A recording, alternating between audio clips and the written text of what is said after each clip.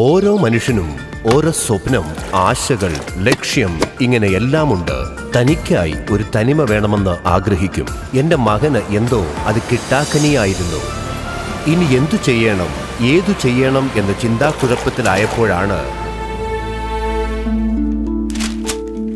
വഴി കാട്ടുവാൻ ഫെൻസ് സ്ഥാപനമുണ്ടായിരുന്നു.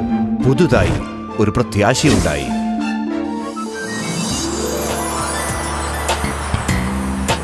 എൻ്റെ മകന് ഒരു യാത്ര ഒരുക്കപ്പെട്ടു. നമ്മുടെ നാട്ടിൽ ഡോക്ടറിന് പഠിച്ചിട്ട് വിദേശത്ത് പോയി ധാരാളം പേർ ജോലി ചെയ്യുന്നുണ്ട്. എൻ്റെ മകനോ വിദേശത്ത് പോയി ഡോക്ടറിന് പഠിച്ചിട്ട് ഇപ്പോൾ ഇന്ത്യക്ക് വരാൻ പോവുകയാണ്. ഇനി അവനെൻ്റെ കഷ്ടത്തെ പോക്കി നാട്ടിലെ ജനങ്ങൾക്ക് സേവ ചെയ്യാൻ പോകുകയാണ്. ഫെൻസ് സ്ഥാപനം ഫിലിപ്പീൻസിലുള്ള യൂണിവേഴ്സിറ്റി ഓഫ് പെർപസിനോട് ചേർന്ന് പ്രവർത്തിക്കുന്നു. അധ്വാനമാണ് ജീവിതം. Fence education academy, exclusive partner of Ave Maria international academy, Angamaly, Kerala.